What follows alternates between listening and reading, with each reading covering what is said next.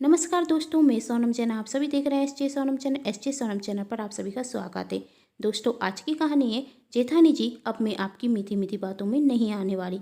यदि ये कहानी आप सभी को पसंद आए तो चैनल को सब्सक्राइब कर लीजिएगा, क्योंकि इस चैनल पर मिलती है हर दिन एक नई कहानी देखने के लिए। वीडियो को लाइक कर दीजिएगा, क्योंकि जब आप करते हैं वीडियो को लाइक तो मुझे मिलती है नई नई कहानियाँ लिखने के लिए प्रेरणा। और हाँ, इस कहानी को अपनों के साथ शेयर जरूर कीजिएगा। तो चलिए कहानी शुरू करते हैं।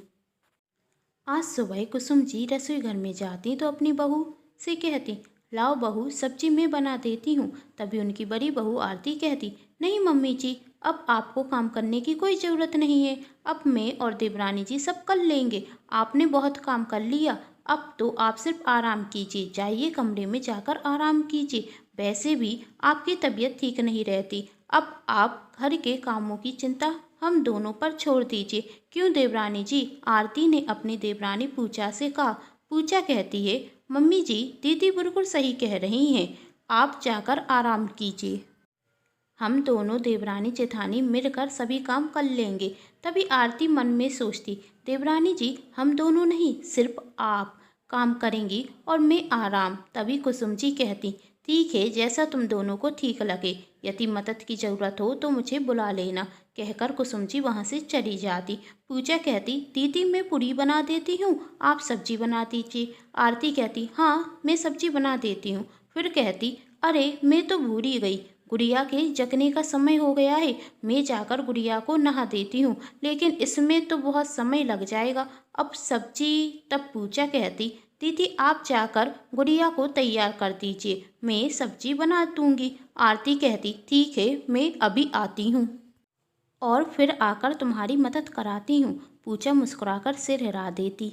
अब आरती वहाँ से चली जाती और पूजा अकेले ही रसोई में सारा काम करती है और आरती आराम से जाकर अपने कमरे में बैठती और मोबाइल चलाने लगती।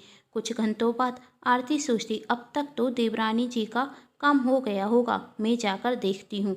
वैसे भी सबके खाने का समय हो गया है। यदि मैं रसोई में नहीं दिखी तो वाहवाही तो देवरानी जी को मिलेगी और मैं ऐसा होने नहीं दूंगी। आरती रसोई घर में जाती और जाकर देखती कि देवरानी जी ने तो 2 प्रकार की सब्जी, दाल, चावल और पूरी बना ली है। बस 4-5 पूरी बनने को बाकी है। तब आरती कहती, देवरानी जी, आपने तो अकेले ही सब काम कर लिया, अब आप छोड़िए, मैं पूरी बना देती हूँ। पूजा कहती, नहीं दीदी, मैं बना देती हूँ ना। तब आरती कहती, अरे आप खुद को देखो, कितनी थक गई हो। आप जाकर बाहर डाइनिंग टेबल पर बैठिए, मैं पूरी बना देती हूँ। पूजा जाकर डाइनिंग टेबल पर बैठती और आरती रसोई घर में पूरी बनाने लगती। तभी कुसुम जी वहाँ आती और देखती कि छोटी बहू तो आराम से डाइनिंग टेबल पर बैठी है और मेरी बड़ी बहू अकेले काम कर रही है। इस छोटी को इतनी भी शर्म नहीं कि जेठानी काम कर रही है तो जेठानी की मदद करते, लेकिन यह महारानी तो आराम से बैठी है। तभी कुसुम जी जाकर रसोई घर में अपनी बड़ी बहू से कहती, बड़ी बहू, यह क्या, तुम अकेले ही सारा काम कर रही हो और छोटी आराम से डाइनिंग टेबल पर बैठी है, तुमने उससे कोई काम क्यों नहीं कराया? तब आरती कहती, मम्मी जी क्या बताऊं, देवरानी जी को तो कोई काम आता ही नहीं है। पर आप चिंता मत कीजिए, अभी नई नई है ना, धीरे धीरे सब सीख जाएंगी, मैं उन्हें सब सिखा दूंगी।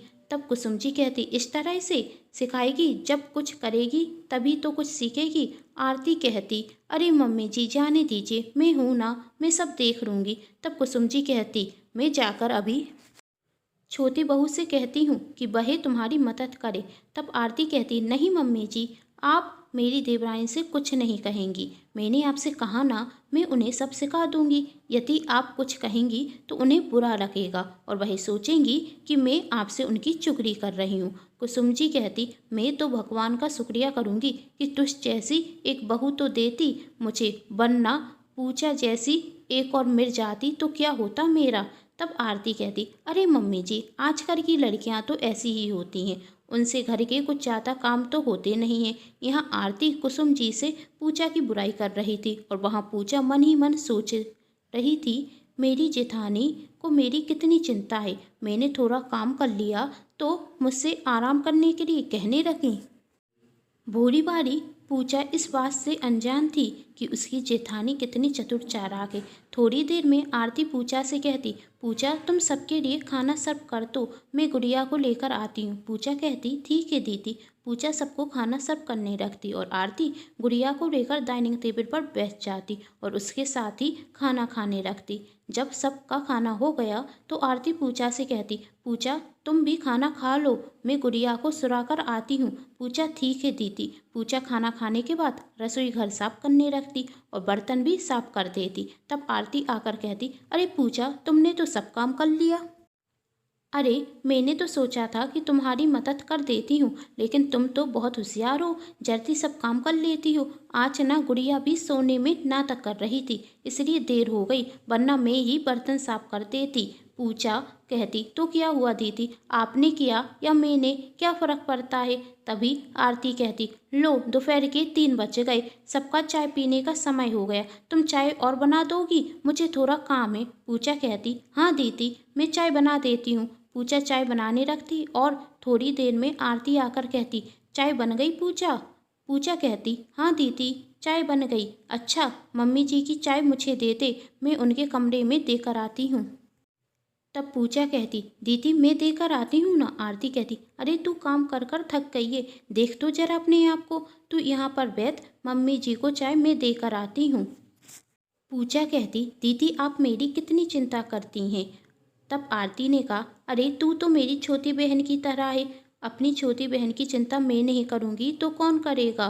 तू आराम से चाय पी, मैं मम्मी जी को चाय देकर आती हूँ।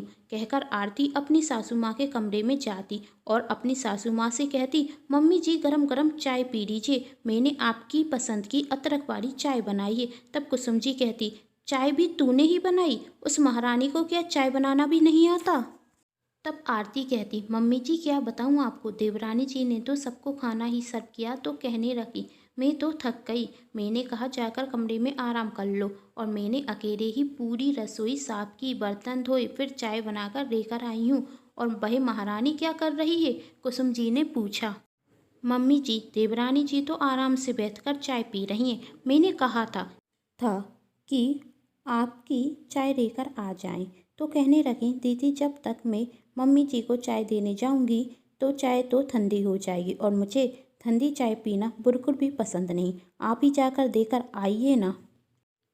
तब कुसुम जी कहती, क्या करूं मैं इस लड़की का। आरती ने कहा, जाने दीजिए मम्मी जी, यदि आप कुछ कहेंगी तो घर में लड़ाई होगी और फिर सब कहेंगे कि सास बुरी है, बहू को कौन बुरा कहेगा, और वैसे भी मैं अकेले ही घर का अच्छे से ध्यान रख सकती हूँ। तब कुसुम जी कहती, नहीं नहीं, तू अकेले घर का काम नहीं करेगी, कल से मैं भी तेरी मदद कर दिया करूँगी। तब आरती कहती, नहीं मम्मी जी, मैंने कहा ना, आपने बहुत कर लिया घर का काम, अब आपकी उम्र आराम करने की है, तो सिर्फ आप आराम करेंगी। कहकर आरती वहाँ से चली जाती। थोड़ी देर बाद पूजा कहती, दीदी शाम के खाने में क्या बनाऊँ। तब आरती कहती, चलो रसोई घर में मैं भी तेरी मदद कर देती हूँ। आरती कहती, 2 सब्जी बना लेते हैं और रोटी तो बनेगी ही, और हाँ अमरूद की चटनी भी बना लेते हैं, खाने में बहुत अच्छी लगती है।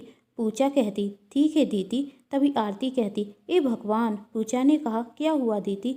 आरती, कुछ नहीं, सुबह से सिर भारी सा हो रहा है और अब तो कुछ ज़्यादा ही दर्द हो रहा है, चल छोड़, खाना बनाते हैं वरना देर हो जाएगी। पूजा कहती, नहीं दीदी आप जाकर आराम कीजिए, मैं अकेले सब कर लूँगी। आरती कहती, अरे मामूली सा सिर दर्द है, ठीक हो जाएगा, तू चिंता मत कर। पूजा कहती, नहीं दीदी आप जाकर आराम कीजिए, मैं अकेले सब कर लूँगी। आरती, अब तू इतनी जिद कर रही है तो जाकर आराम कर ही लेती हूँ, कहकर वहाँ से चली जाती। आरती जाकर आराम करती और पूजा रसोई घर में खाना बनाती, और जब सासू माँ का आने का समय होता तो आरती दिखाने के लिए काम करने रखती और पूजा से आराम करने के लिए कहती। पूजा सोचती कि मेरी जेठानी अच्छी है और वहाँ सासू माँ को रखता कि मेरी छोटी बहू तो कुछ करती ही नहीं है। इस तरह 1 महीना निकल गया और आज रात को जब पूजा अपनी सासू माँ के लिए गरम दूध और दवाई लेकर जा रही थी, तभी आरती आकर कहती, अरे देवरानी जी आप कब से काम कर रही हैं, अब थोड़ा काम मुझे भी करने दीजिए, मैं जाकर सासू माँ को दवाई और दूध देकर आती हूँ, आप अपने कमरे में जाकर आराम कीजिए। तब पूजा कहती, दीदी मैं लेकर जाती हूँ ना। आरती ने कहा, देख तो अपने आप को कितनी थकी थकी सी रख रही है, तू जा अपने कमरे में जाकर आराम कर। मैं अभी सासू माँ को दूध और दवाई देकर आती हूँ, कहकर आरती वहाँ से चली जाती। तब पूजा को याद आता कि उसने दूध में चीनी तो डाली ही नहीं। वह चीनी का डिब्बा लेकर अपनी सासू माँ के कमरे में जाने रखती और जब वह कमरे के बाहर पहुँचती तो उसे अपनी सास और जेठानी की बातें करने की आवाज़ आती। सासू माँ कहती, आज भी पूरा काम तुमने ही किया और वह महारानी जाकर सो गई होगी। पूजा को तो अपने मन से भी नहीं रखता कि जेठानी सुबह से लेकर रात तक अकेले काम करती है, तो कम से कम मैं उनकी थोड़ी मदद कर दूं। अरे तू पूरा काम करती है तो दवाई और दूध लेकर तो वह आ सकती है, लेकिन क्यों आएगी महारानी? कभी कभी तो सोचती हूँ मैंने कोई पुण्य किया होगा जो मुझे तुझ जैसी बहू मिली, और कोई पाप किया होगा कि पूजा जैसी आरसी बहू मिली। तभी आरती कहती, मम्मी जी इसमें पुण्य पाप क्या, यह तो संस्कारों की बात है। मेरे माता पिता ने तो हमेशा यही सिखाया है कि घर के काम स्वयं करने चाहिए और सास ससुर की सेवा करनी चाहिए, इसमें ही सबसे बड़ा सुख है। लेकिन देवरानी जी के तो संस्कार ही अलग हैं। उन्हें तो लगता है कि आराम करने में सबसे बड़ा सुख है। घर के काम करो तो उन्हें ऐसा लगता है जैसे वही इस घर की नौकरानी हो। भला घर के काम करने में कोई नौकर कैसे बन सकता है? बाहर खड़ी हुई पूजा अपनी सास और जेठानी की बात सुनकर हैरान रह जाती। उसे तो लगता था कि उसकी जेठानी उसकी परवाह करती हैं, पर यहाँ पर तो कोई और ही खिचड़ी पक रही थी। पूजा मन में सोचती, जेठानी जी अब मुझे आपकी सभी बातें समझ में आ गई। जेठानी जी क्यों आप बार बार मम्मी जी को चाय दवाई देने के लिए आती हैं? क्योंकि आप सासू माँ को यह बताना चाहती हैं कि सारा काम आप करती हैं और मैं सिर्फ आराम करती हूँ।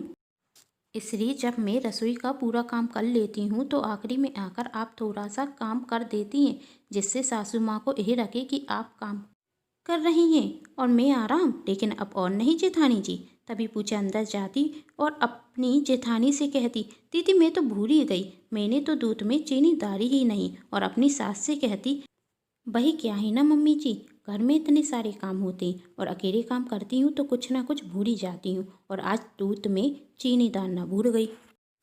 अब जेठानी जी की तो बेटी छोटी है, इसलिए सुबह से तो जेठानी जी कोई काम करा नहीं पाती।